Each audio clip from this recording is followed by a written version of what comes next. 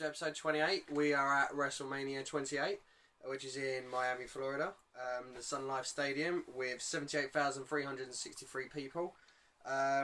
It's the return of Lillian Garcia singing the national anthem. We also get a nice little hype video for the whole pay-per-view, which is James L. Jones. Don't mind her while she has a good old swig of her drink. We go straight into the first match, which is Sheamus defeating Daniel Bryan in 18 seconds for the World Heavyweight Championship. Basically, the match is Bryan stops, kisses AJ, turns into a bro kick, 3 count. That's it. This is also the birth of the Yes chant. And also, this is when AJ is going to start getting a lot of attention, because basically, it all started with AJ literally only having like 5 seconds on the screen when she was with Bryan, and she just obviously made the most of it, and they started to like her, and then they pushed her to the moon. To the moon. To the moon. We go backstage with Team Johnny, in which they say they're going to beat Team Telly. Then we go into Kane defeating Randy Orton in 10 minutes and 56 seconds. Kane's back with the mask. We get chants for Daniel Bryan during this match. Lots of rest holds. Basically, think of the millionth and second time you've seen a Kane versus Randy Orton match. And it was like that. That was the match. Yeah, it was like that. The end comes with a chokeslam off the top rope for the win for Kane. We go out the back and we have Santino with Captain Keith from Deadliest Catch and Mick Foley. Yay! They're talking about eating crabs and crabs. They're hyping up the Deadliest Catch TV program, to which Keith asks whether Santino and Mick Foley know how to eat a crab. Santino says, oh yes, and Santino uses the Cobra on the crab. Mick Foley uses Socko on the crab, and Keith starts to elbow drop on the crab.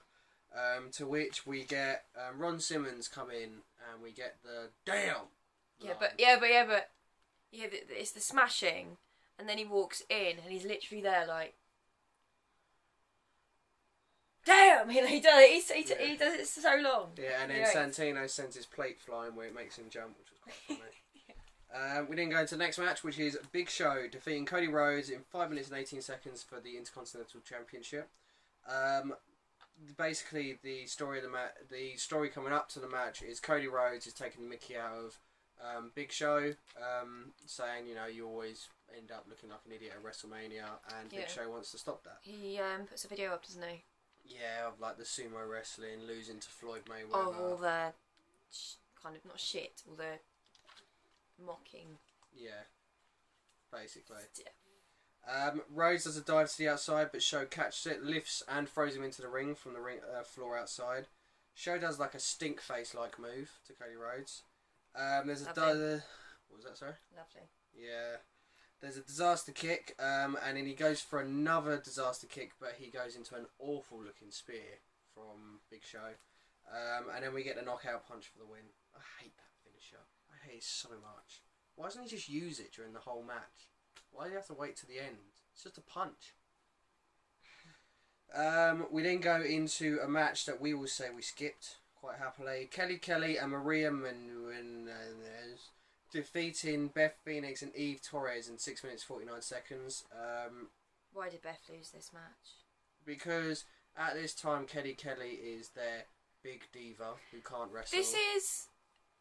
Maria Menounos is like an interviewer. Total Divas, not that I'm advertising. You just did. Was this year, isn't it, for us? No, not the WrestleMania, but it has only been out a year, isn't it? So they're not advertising the Divas at the moment, are they? No. They just have Kelly win all the time. Don't know why. She obviously sucked Vince McMahon's cock quite well. Oh, controversial. We then go backstage, to which HBK does a backstage promo about how the end of an era is in his hands. JR then comes out to commentate for one match, and it's the Undertaker and Triple H match, which lasts 30 minutes and 50 seconds. It's a good match. There's ghost fireworks for HBK for his entrance. We hear fireworks go off, we don't see them. Oh, I said that maybe it was gunshots from outside of the arena. Maybe. It is Miami, Florida. It is Miami. We get a weird Funhouse Conan-like setup for Triple H to come out of. Done. Undertaker then comes out, and we get a fourth entrance as the Hell in a Cell gets its own theme song. I am making a prediction. I said this to Dan. I'm making a prediction. This year's WrestleMania 30, Triple H will come out in the throne, the Iron Throne. Yeah. Could be. Maybe. It's big enough.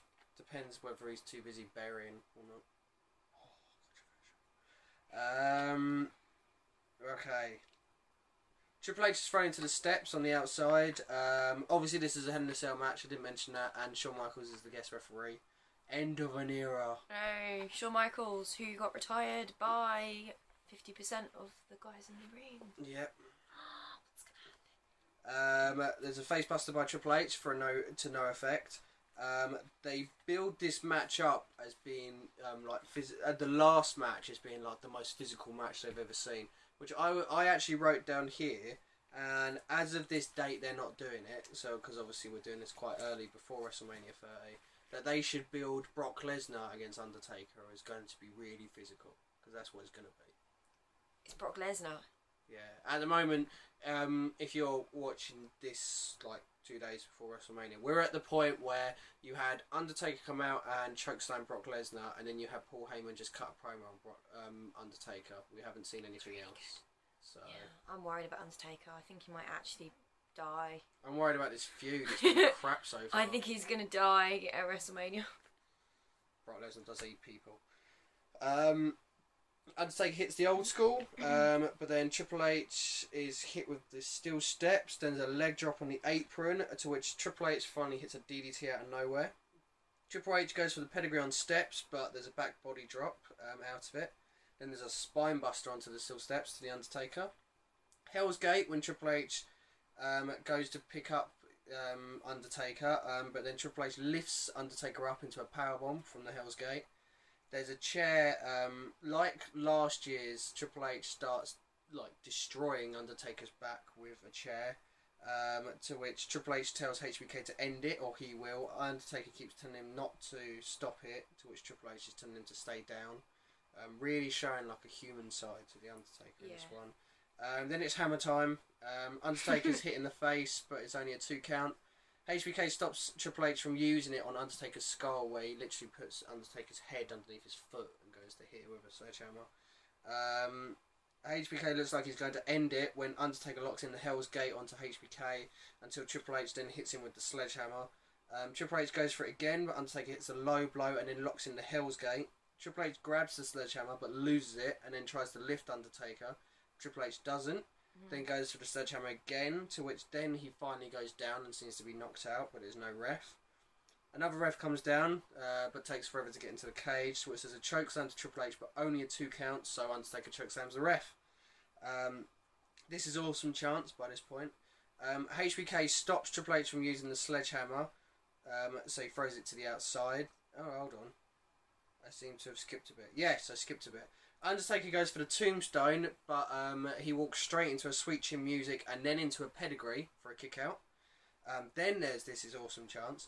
HBK stops Triple H from using the sledgehammer and then throws it to the outside, to which the Undertaker suddenly sits up. There's an Undertaker assault where he starts to fight back with Snake Eyes, the big boot, leg drop, and then the tombstone, but then there's a kick out. Triple H and Undertaker are still down but brawl and slowly gets to their feet whilst brawling. Triple H runs and Undertaker goes for the tombstone, but that's reversed into a pedigree for a 2 count. Undertaker sits up and Triple H crawls to the sledgehammer and Undertaker crawls to a chair. Undertaker treads on the sledgehammer before using the chair on Triple H. Undertaker then does an assault with the chair. Triple H again crawls to the sledgehammer and then crawls into the corner. He goes for the hammer, but Undertaker overpowers him and shakes his head, to which Triple H pushes Undertaker away and does the suck it chant before he gets the sledgehammer shot. Triple H then pulls himself up the Undertaker, to which Undertaker drags the thumb before hitting the tombstone and gets the win for a good match. A really good match. Very, very physical. You know, really great wrestlers.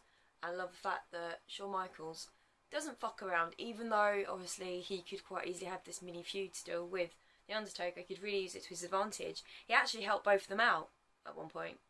Like he wasn't biased. Yeah, I mean, The Undertaker got sweet chin music, but also he was keeping an eye out and actually kind of helping Undertaker in a way as well. He was looking after both of them out of respect. And at one point, you saw Shawn Michaels in the corner of the ring. Actually, like he had tears coming down his face, but it wasn't like sobbing or anything because it was just too much for him, you know. See, I'm torn with this match because this match got match of the year. Which I think this is a very good match, but I think the problem with this match is it's only amazing the first time you watch it, not knowing whether the Undertaker's going to win or not. Because Undertaker. Because basically, it's not as bad as another match from this pay-per-view, but it's basically finisher, kick out, finisher, kick out, finisher, kick out. Yeah. Which I'm not a huge fan of. I mean, by the end of the match, you've had like so many pedigrees, a tombstone, like a beat down of a chair. It makes them all look really weak. I don't think it makes them look weak. It's just you sort of look at it and you go, well, he's already hit the tombstone. So what finisher could actually finish this match? Exactly. You know, it can't be just another tombstone. I admit, I do prefer it when it's like really physical, really brutal, and then the finishers obviously only come out at the end when they're really tired, when there's actually a chance. And then when it happens and they kick out, it's like, not, yeah, I mean, I think it's like one of those ones where it's a finisher and you're like, oh, it's got her in now. Oh, no, it's a kick out. You know, and like I said, I think this is... Because I remember quite liking this match when I first watched it. But then, like I said, that's because you didn't know. Like, when that moment where HBK hits the sweet chin music into the pedigree, I was sitting at home and I was like, that's the streak over. There's no way he can kick out that. Two of the most protected finishers in WWE. Yeah. You know, and now you know he's kicking out. So, you know, it is a really good match. It's better than the last match. It's just that magic's taken out when you know. Yeah, and I think that it's a lot of covering up weaknesses with like all the chair shots, all the sledgehammers, you know. Like I said, it's not as bad as another match on the card, but then there's also another match on the card that sort of does what we're talking about really well, where there's not a lot of finishers being traded, and those finishers seem more special by the end of the match because of it. Okay, yeah. We'll get into it. We then get shown the Hall of Fame, which was Ron Simmons, obviously, the Four Horsemen, which they sadly didn't show Benoit, Mil Mascara. He was one of the Horsemen. Yeah, Benoit was one of the Horsemen in WCW. Yeah. Oh, okay. Yeah. Yokozuna, which we've obviously discussed in our videos. Iron Mike Tyson and the... Why? I think he is a big star, but I think... not for wrestling. The reason that he's in there is because his appearance at WrestleMania 14... We gave him loads of views. Which we did review. It got them a lot of attention and helped them win the Monday Night Wars. So he deserves to be in the Hall of Fame when people that are really good don't get in there. I'm sorry, Benoit's not in there. Benoit's not in there for a good reason. I know well, Tyson's been to prison. I know there's a difference. We're not getting into that because it's a very controversial subject, and I think we've discussed it enough in our last videos. Oh, no, he annoys me. I can't stand him. The main star of the Hall of Fame was Edge, because this obviously was after Edge had to retire due to his neck. Yeah. We go backstage with Heath Slater, to which Flo Rida comes out, and Flo Rida seemed like a bit of a douchebag actually here. Flo Rida pushes Heath Slater down just because really Heath Slater's asking whether they can go out and perform together. But it wasn't just you want to do something. It was hey, I'll do something for you. I'll be a backing singer. You know, I'll be a dancer. You know, and he's like DJ, no. and then and then Heath Slater's like, you're not that bit, and he doesn't even get the insult out, and Flo Rida just shoves him against the wall. You know, I reckon that Heath Slater was meant to get this horrible insult out, and Flo Rida just did it too quick. But maybe Flo Rida seemed like a bit of a douche. You're not a fan of the music, though, are you? No, I wasn't. What? Too much. Team Johnny, which is David Otunga, thank God he's not on TV anymore, Mark Henry, Dolph Ziggler, Jack Swagger, The Miz, and Drew McIntyre defeat Team Teddy Long, which was Santino, R-Truth, Kofi, Kingston, Zack Ryder, Great Khali, and Booker T in 10 minutes 38 seconds. At first it was just one of those typical big man, like big team matches where each person comes in, they hit big moves, then get tagged out. And then the whole team sort of like starts to beat down on Booker. Booker He's been there for ages. Yeah, he is. Booker T starts to fight back until Henry hits the world's strongest slam, to which Khali comes in and slaps him down, but then there's a double suplex on him. All members run into the ring and Hornswoggle does a dive, to which Henry, which we discussed in another video, Henry actually catches him before throwing him down, to which Kofi then flies. Aksana then decides she needs to spear Vicky, and they're separated by the Bellas, who obviously had nothing better to do. Booker gets the tag to Santino, to which Santino does all the rushing, the split legs and then the diving headbutt. He actually quite strong. I was getting annoyed at one point. I'm like, if he wins this, if he turns out to be this, best player or whatever, then that's just a bit shit. Well, and then he calls for the Cobra and hits Miz, but Dolph saves the 3 count. Ryder then gets the tag, in which there was this amazing. I'm not going to say it's Zack Ryder that did it. It's Dolph Ziggler's selling, in which Ryder flips Dolph and he does a 360 in the air. Awesome by Dolph. I know it was Dolph Ziggler selling it, but there's a lot of other guys that get to wrestle every single week who are shit but get made to look really good. And I actually really like Zack Ryder a lot. You know this. They don't know this. But then a lot of people don't even know who he is because he's barely on the screen. And he actually looked really good in those couple of moments. This was around the time that they did actually start to push him, but then they buried him. Ryder really calls for the Rough Rider and then does the pumps with Eve Torres before the skull crushing finale on him from Miz for the win, and then which means that Team Johnny becomes the general manager of Raw and SmackDown. And then Eve turns on Ryder after the match to start her heel turn. It was stupid. We go backstage and there's Punk. He bumps into Johnny. Johnny then makes it that if Punk is disqualified, he loses the title for the match. Which obviously straight away makes you think, oh god, he's going to lose the title due to a disqualification. That was so not needed for this match, which was such a shame. We get shown the hype video for this match, Punk and Jericho, in which Jericho is basically saying your dad's an alcoholic, your sister's a drug addict. The lesser sort of thing is you're a bastard, sort of thing. And basically, Punk is saying he's the best in the world. Jericho, who has been saying it since 2008, says, I'm the best in the world at what I do. You're a plagiarizer, you've taken my saying and turned it into your own.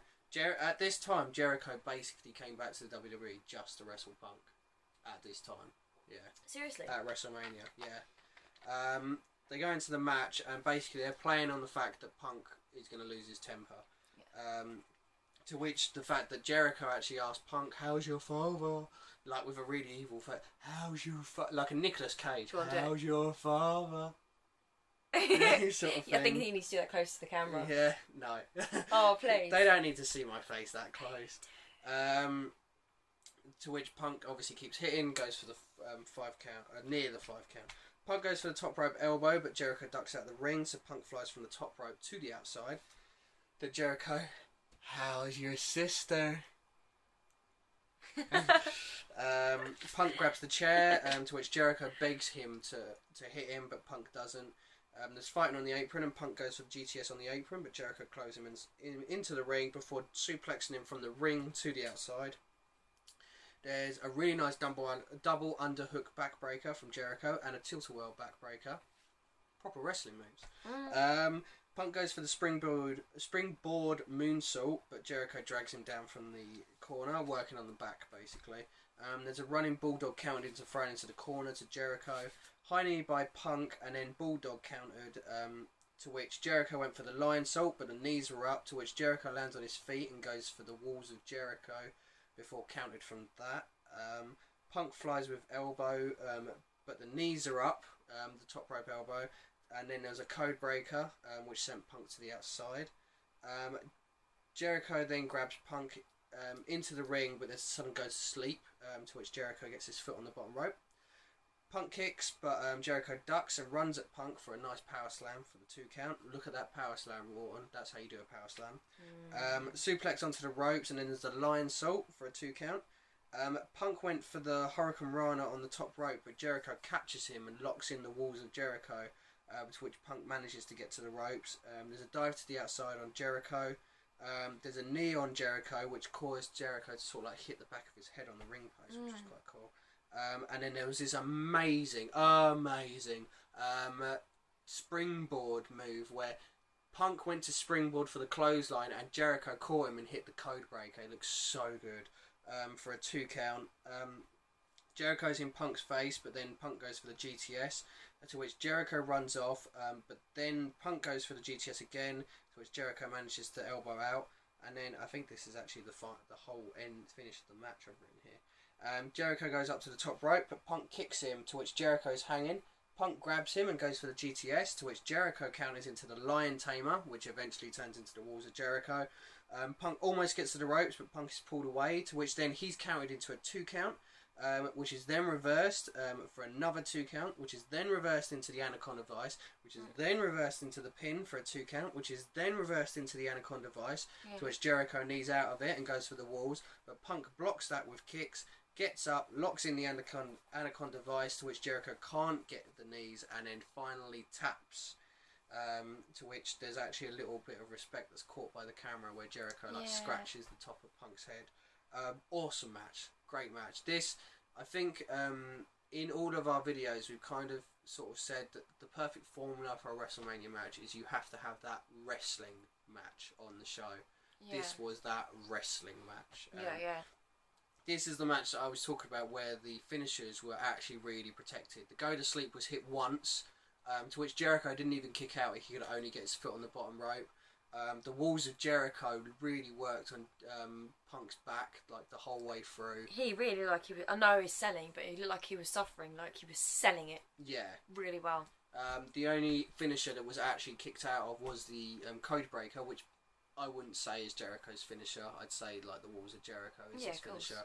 And the Anaconda Vice was obviously really protected in it. So this is how you protect your finishers. Then we get into the stupidness. Brodus Clay comes out with a load of his mamas. They call you mama. Yeah, and they start dancing. And then it's your WrestleMania moment, that is. P. Diddy sings out John Cena. Florida then performs like 3 songs, and then finally The Rock comes out. Finally. And we go into the match. The Rock defeats John Cena in 33 minutes and 34 seconds. In case you didn't hear that, he defeats John Cena in 33 minutes 34 seconds. He's not invincible.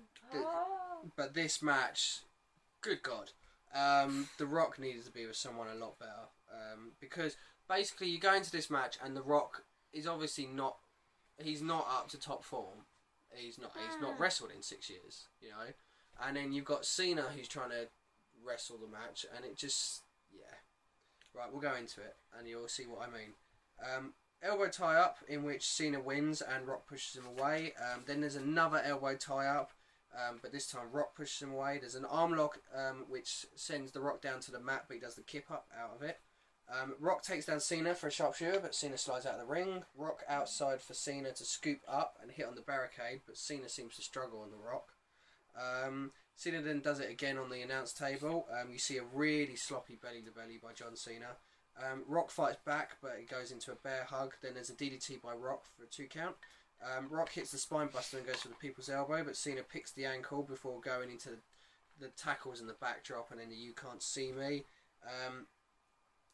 Cena goes for the AA, but Rock pushes off and does a double clothesline. There's brawling for Rock to do the You Can't See Me, but Cena then hits the AA for a 2 count. That's number 1. Cena goes to pick up Rock, but there's a Rock bottom for a 2 count. Okay, so we're... Hold on. Do you want me to do it? Yeah, go on in. 1. Okay, so that's 1 finisher each. Okay, where am I? Then there's the top rope leg drop for a 2 count. The AA is counted to the spine buster into the sharpshooter, to which Cena gets to the ropes. Cena goes for the STFU, but Rock then gets to the ropes. Samoan drop from the Rock. Brawl leads to the Rock going for the Rock bottom, reverse into the AA, reverse into the spine buster, and then the people's elbow for a 2, so that's 2 count. Then Cena rolls up for a 2 count. Cena's then slingshot before hitting a roll up for a 2. Rock flies with the crossbody for Cena to roll through and hit the AA for another one. That's two each. Cena. Where that hip is. Yeah. Oh yeah.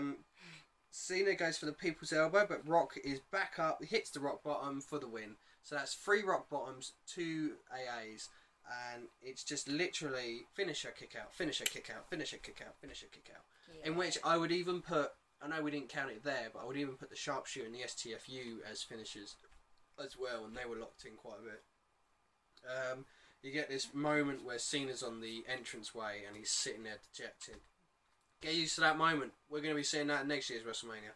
And you know what? The crowd was really into this match. Really into the match, but I was not into this match at all. I liked it. I mean, you got the usual, let's go Cena sucks, blah, blah, blah, blah, blah. But they also did the, what was it? Fruity Pebbles. And Tooth Fairy. Tooth Fairy, that was brilliant. But this match, this is the typical match that you have where you want 2 main eventers, but they're both, I want to say, The Rock is obviously good. We know The Rock's good, but he's not at the level. They both need somebody. They both need someone to help them, and that's the reason why this match was written so that it was finisher, kick out, finisher, kick out. Everything strong they had, constantly. Whereas the Undertaker Triple H match had that, but the story was that they needed to beat each other down. It meant that you could come into the last 10 minutes of the match and you wouldn't have missed anything. That's the problem. Yeah, exactly. You know. And how shit does that make the AA, the rock bottom, the people's elbow, the sharpshooter, and the STFU look? I don't think it makes them look strong for surviving it. I think it makes the move look really weak. But I remember coming out of this WrestleMania and actually enjoying it. It was nice to see The Rock beat Cena. You know, I thought Cena would beat The Rock. Maybe it's one of those WrestleManias that just doesn't, stand the test of time, which is a shame because it's not that on. But it's just one of those ones that doesn't have sort of. I don't know, because I actually quite enjoyed this WrestleMania, but it's just Triple H and Undertaker is really good. It is a really good match, but like I said, the magic is out of it. I completely get what you say though. Yeah, because you know that, the whole point of an Undertaker match nowadays is, oh my god, is the streak going to end? But then if you know it's not, then... It's only impressive and worrying when you watch the Undertaker do something that's do a finisher or anything like that, because you think, oh shit, is this the one that's going to end it? Because you know it has to. Yeah, exactly. And then Cena Rock, it just, I mean, the rumours were that we were going to have Rock against Brock Lesnar this WrestleMania. That would have been awesome to see, because you know what? Brock Lesnar would have carried The Rock to an amazing match. It would have been so good to see. Sadly, The Rock gets injured at next Mania. So that basically The Rock is retired because he got that badly injured. It is a shame. But we can blame the person he was fighting, which I will. Match of the night. Quick. Sorry. Match of the night. There's a few that could be like. I didn't enjoy the Hell in a Cell match as much as I did the first time. Maybe it is for the same reason you said, because and stuff, and it's just no. I'm gonna say the Punk Jericho match. Yeah. Yeah. For once I feel really bad not saying that The Rock had the best match, but he really didn't. Yeah, no, I'm saying the Punk Jericho match. Yeah, cool. I mean, a lot of people will be like, "Oh my god, you didn't pick Undertaker Triple H," but like we said, it's a good match. It's just. Yeah. I think we've displayed that we actually like wrestling ability, like wrestling matches, more than spot fests, faces, and not as in like good. But, but just spot fests, Your wrestler of the night. It's hard because it's either Punk or Jericho. I'm going to Jericho, actually. Yeah. Yeah. I liked all the teasing. I was going to go for Jericho because compare The Rock against Jericho in this Mania, because they are both like coming back where this is their first match back, and just he's so good. I love Punk. So good. It's like he's been wrestling every week. Yeah. But I have to go for Punk. Because so weird. There's a reason why I have to go for Punk, and it's one, you could have given it to Punk or Jericho, but two, this is probably the only time I'll be able to give it to Punk, because I'm not going to be able to give it to him for the next Mania. Oh, don't say that. That means... What? That means I've never given him an award. Well, no, you might give it to him for the next one. See, now everyone knows that I'm going to be really biased. Oh, wow. Oh, what was your WrestleMania moment?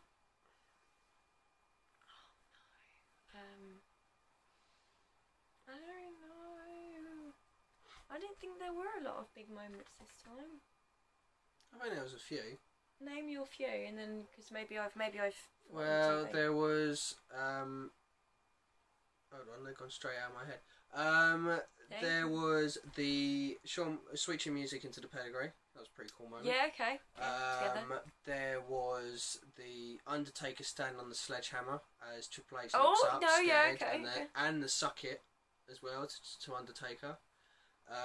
There was the John Cena on the entranceway looking dejected moment. There was Punk. No, there was the Jericho evil looks as well. How's your father?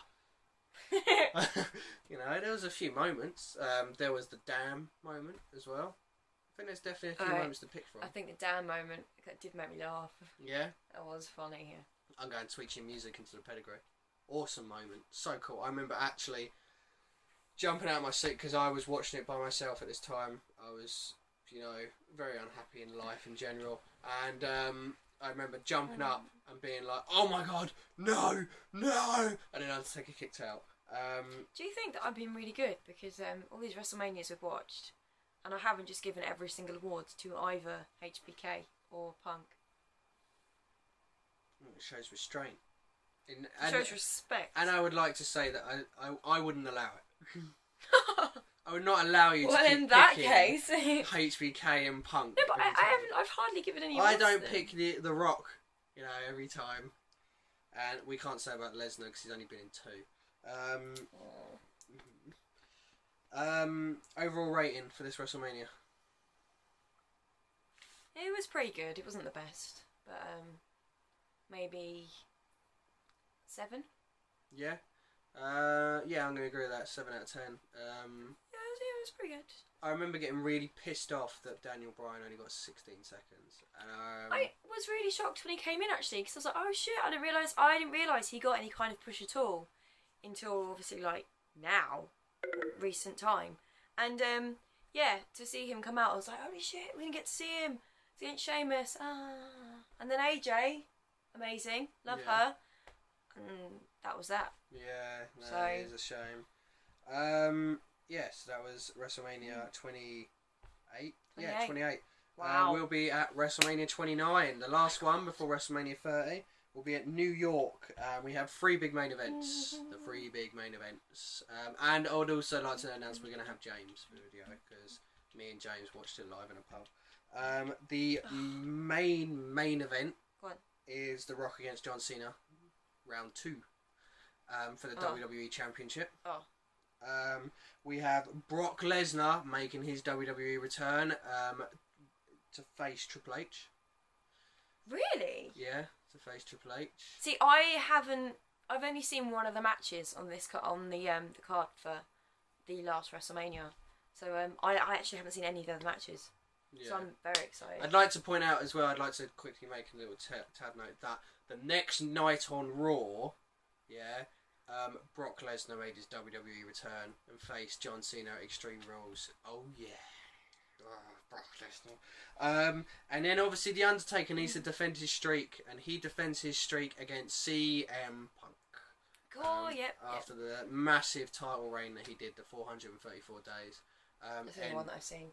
Which is a shame because this is kind of the downward spiral of Punk's career in WWE. He has one good match after this match that we're talking about, the Punk Undertaker match, before he, as of now, has left WWE. No, he hasn't. But that will be tomorrow night when we take on the last WrestleMania before WrestleMania 30. We'll be there, finally. Oh my god! I've never seen one live. Yes. We will see you tomorrow. I was Bingham. That was Chipmunk. That was Forks. Give us your likes, your subscribes, your comments underneath the sofa. You love this. So love it. You love it. And we will see you tomorrow for WrestleMania 29. Brock Lesnar versus Triple H. Bye.